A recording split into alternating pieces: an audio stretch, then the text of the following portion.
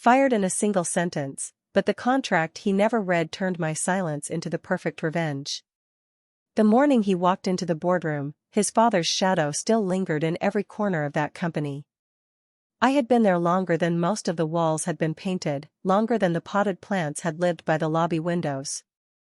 But the moment my boss's son took the reins, he didn't even bother to sit down before saying the words that would change everything. "We don't need people like you," he said. And just like that, I was out. I drove home in silence, clutching the box of framed photos and coffee mugs that HR handed me, as if 20 years of loyalty could be packed into cardboard. My hands were trembling, not with fear but with something closer to disbelief.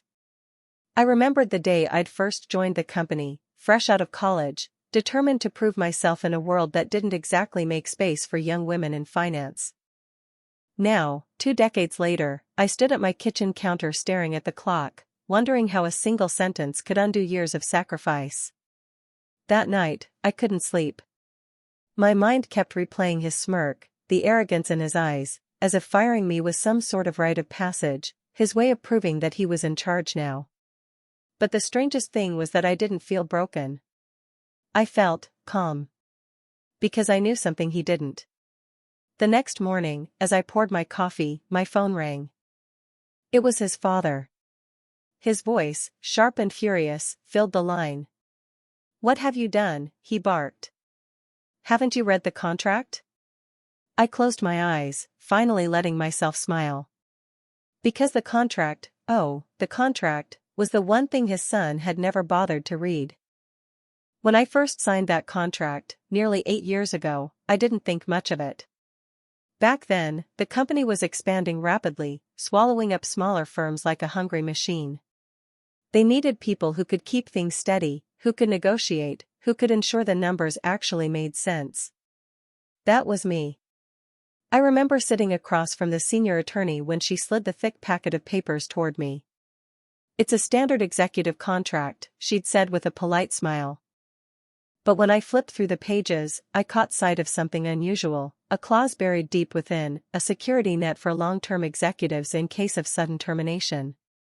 Golden parachute, the lawyer had called it. At the time, I laughed.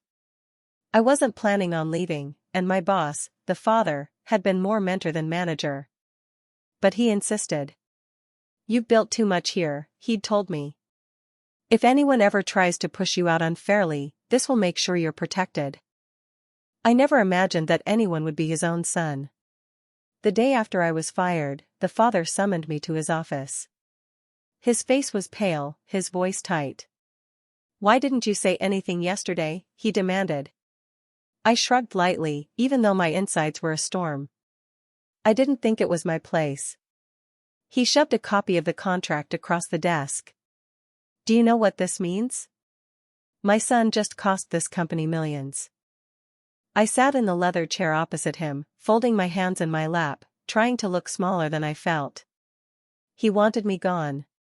I respected his decision. His jaw clenched. Respect his decision? He shook his head.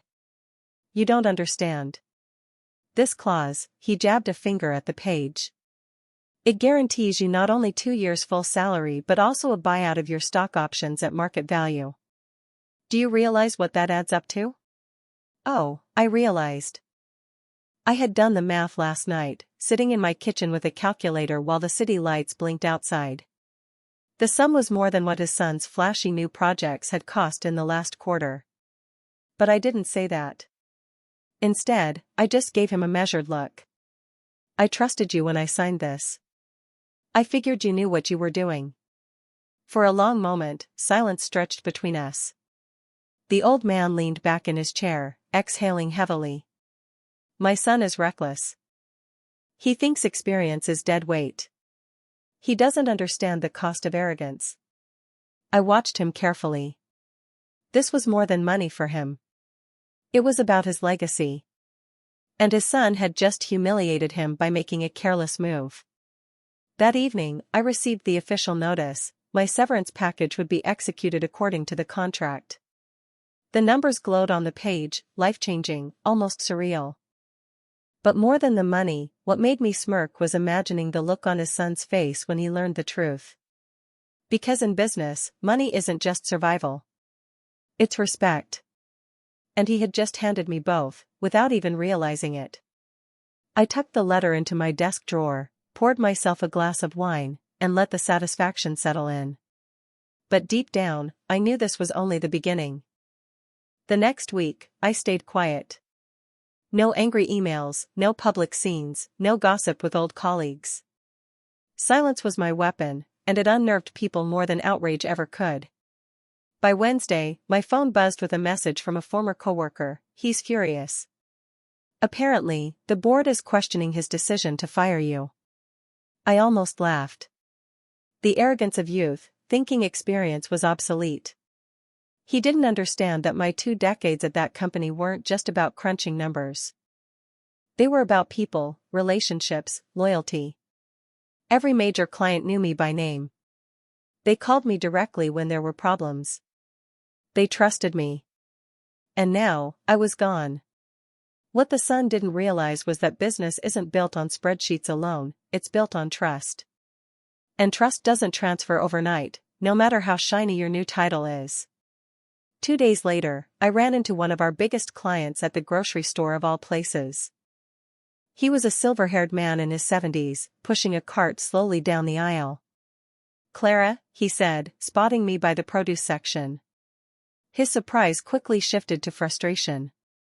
"What on earth happened at the firm?" "I called your office last week, and some kid answered. Said you no longer work there." I gave a small shrug, keeping my tone light. "New management made changes." He snorted. "Changes? That's what they're calling it." He doesn't know the first thing about our accounts. "Do you realize I've been dealing with you since 2005? His voice lowered. "Without you, I don't see why I should stay with them." I didn't encourage him, I didn't have to. His words were enough. The seeds were already planted. That evening, I sat by my window with a notebook, jotting down names of clients I'd built relationships with. Not to poach them, not yet. But to remind myself of the quiet power I carried. The son thought firing me had erased me. What he failed to understand was that people aren't erased just because you cross their name off a payroll. My phone buzzed again later that night, this time, it was his father. His voice sounded older, wearier. "I should never have let him do it," he muttered. "He's already burning bridges." I listened quietly, offering no comfort.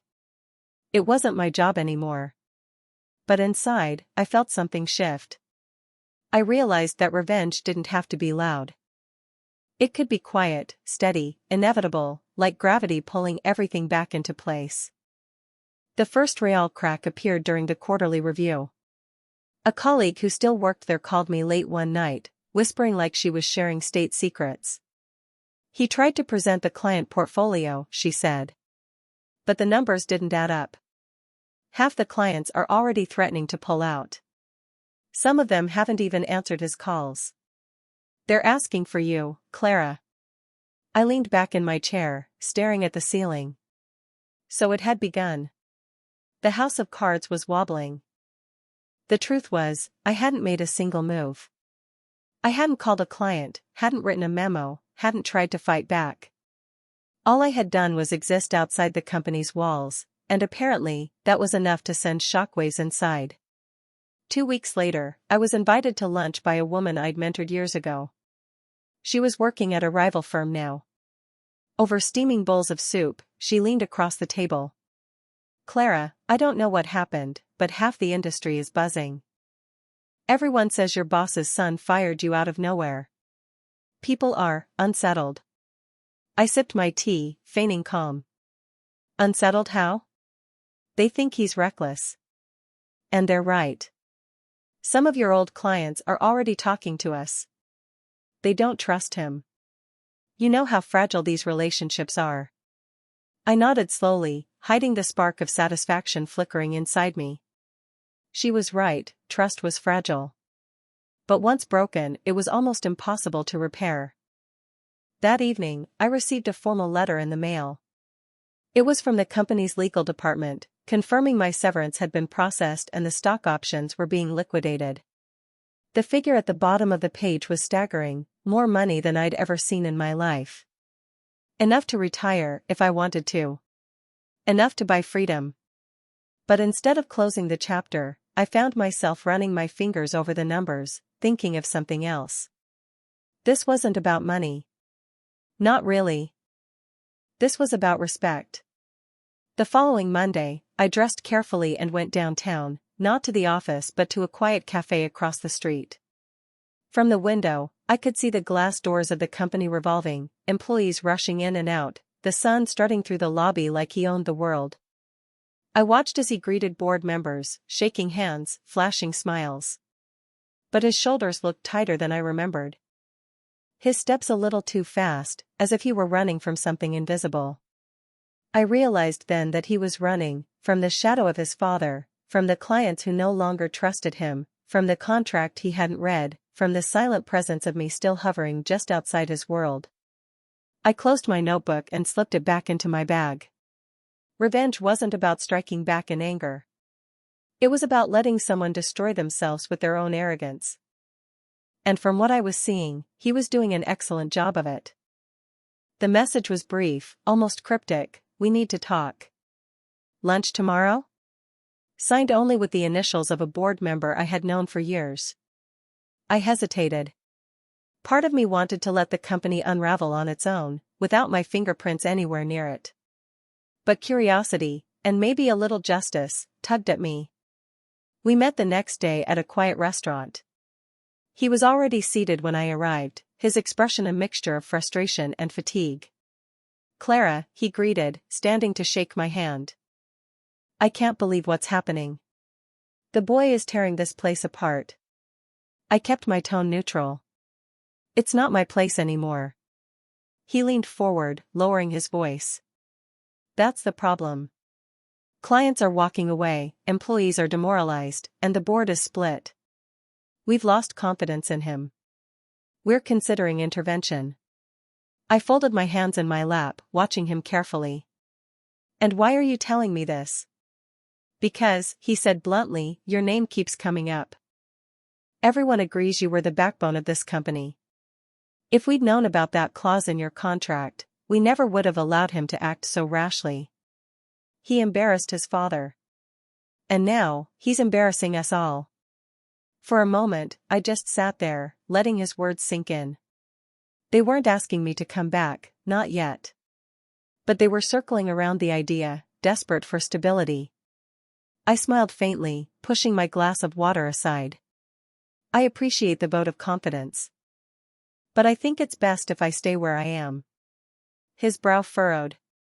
"Clara, are you sure? We could." I shook my head. Sometimes the best lesson comes from letting people face the consequences of their choices. Don't you think?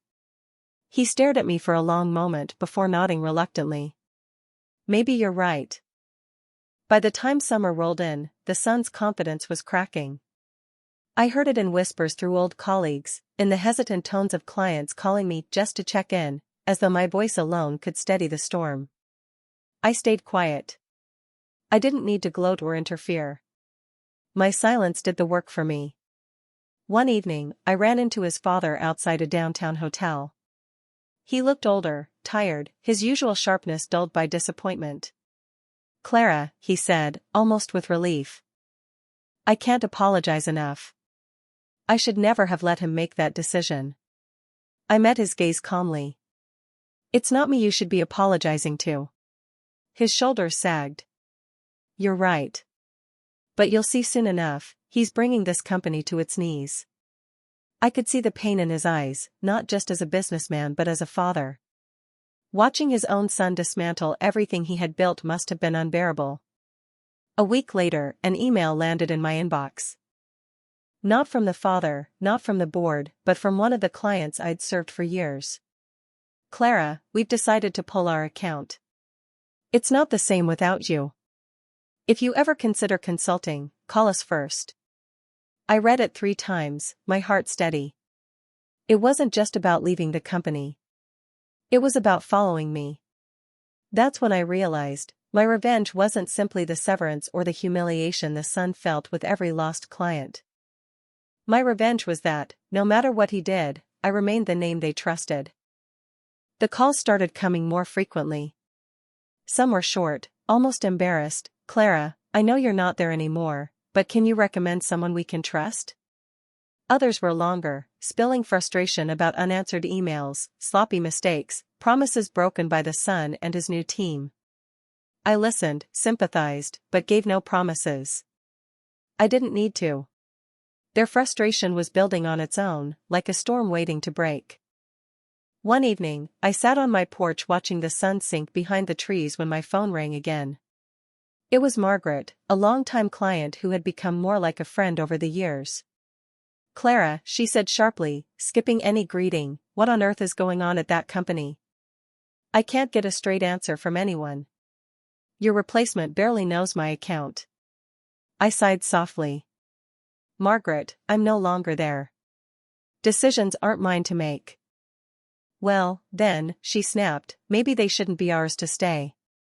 The line went dead, leaving me staring at the darkening sky.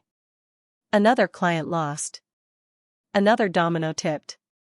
Meanwhile, the sun was scrambling. I heard through the grapevine that he'd started slashing budgets, laying off junior staff, trying to streamline operations. But all he managed to do was scare the remaining employees into polishing resumes and sending them out quietly. The irony wasn't lost on me. He had fired me for being unnecessary, but now the very foundation of the company was collapsing under his decisions. And the best part? I didn't have to lift a finger. A few days later, I received an unexpected envelope in the mail. Inside was a letter from another firm offering me a consulting role. Not full-time, not binding, but flexible. My experience was valuable, they said. My reputation spoke louder than any resume could. I traced the letter with my fingertips, realizing something profound: I didn't need the old company anymore. My name, my work, my relationships, those were mine to carry forward. We met in the corner of an old club downtown, the kind of place with velvet chairs and dark wood walls that smelled of history and cigar smoke. He looked smaller than I remembered, though perhaps it was just the weight of disappointment that had shrunk him. "Clara," he said softly, "thank you for coming." I nodded. "Of course." He leaned forward, elbows on the table, hands trembling slightly. "It's worse than I thought. Clients are leaving in droves, employees don't trust him, and the board is circling like vultures. He's losing control." I folded my hands calmly. "I'm sorry to hear that." His eyes searched mine, desperate. "I need to ask you something. Would you consider coming back?" "Not under him, of course. The board is preparing to vote. If he loses, we'll need stability. We'll need you." For a moment, the thought of stepping back into that office flickered in my mind. My old desk, the people I'd spent half my life working beside, the weight of being needed again. But just as quickly, the flicker faded. I shook my head gently. "I think my time there has ended." His jaw tightened. "Clara, this company will crumble without you." "Maybe it needs to," I said quietly. "Maybe it's the only way for lessons to be learned." Silence stretched between us. He finally leaned back, sighing heavily. "He doesn't listen. He never has." I tried to warn him that running a company isn't about power, it's about people. But he only sees numbers and titles. And now, he rubbed his face with both hands. "Now he's dragging us all down." I studied him carefully. This wasn't just a man afraid of losing his business. This was a father grieving the fall of his son, not financially, but morally. And oddly enough, I felt a pang of pity. Not for the son, but for the man who had to watch him self-destruct. When I left the club that night, the air outside felt cooler, cleaner, as if the city itself was exhaling after holding its breath. I realized then that revenge wasn't just about taking something back. Sometimes, it was about refusing to step back into the fire, no matter how tempting the invitation. Still, as I walked down the sidewalk, I knew one thing: the next board meeting would decide everything. And whether I was in that room or not, my presence would be felt. The board members' voices carried the same urgency. "Clara, we need you in the room." Just one meeting. At first, I resisted. My severance had freed me, I had no legal or professional obligation to return.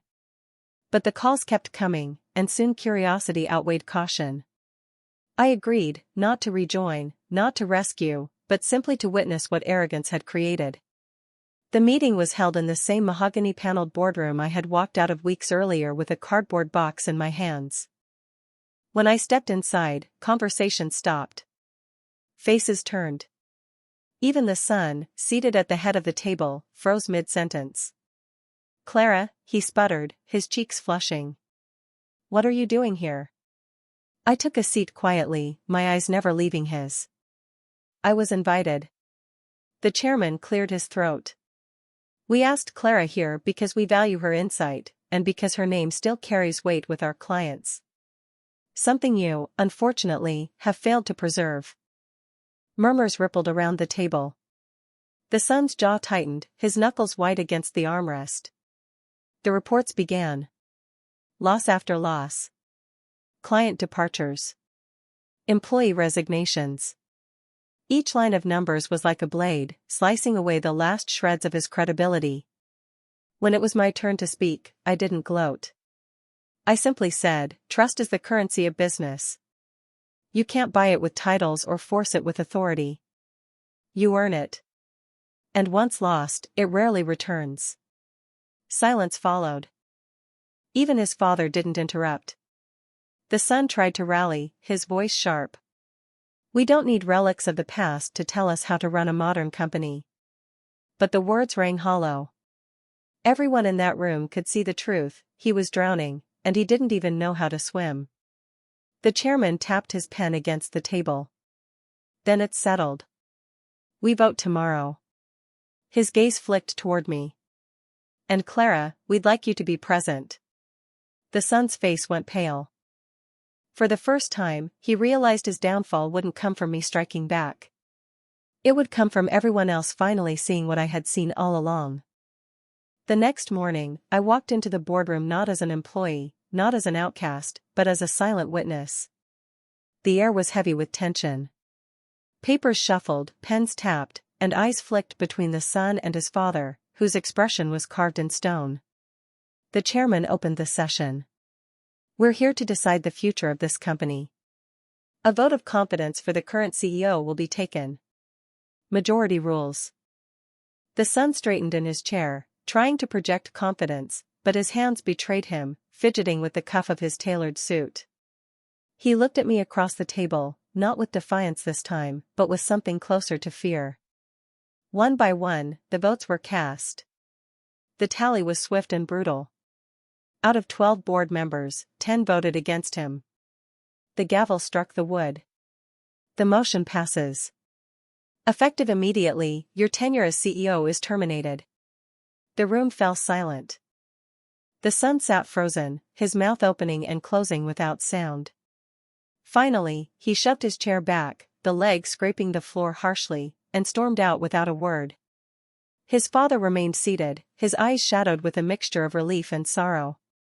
I knew this was no victory for him, watching his own child fail so spectacularly was a punishment in itself. When the meeting adjourned, several board members approached me. "Clara, would you consider returning? Even temporarily? We need stability." I smiled softly, shaking my head. "No. My time here is over. You'll find someone capable. But it won't be me." They pressed, but I held firm. I didn't need the title anymore. I didn't need the office, the paycheck, or the endless late nights. What I needed was the peace of knowing that dignity had its own power, stronger than arrogance, longer lasting than a job title. That evening, I sat on my porch again, the golden light of sunset spilling across the quiet street. My severance package sat untouched in the bank, my phone full of offers, my reputation intact. The son had taken my job. But in doing so, he had given me something far greater: freedom, respect, and the sweet satisfaction of watching arrogance collapse under its own weight. My revenge was never about destroying him. It was about walking away with my head high, while he drowned in the consequences of his own choices.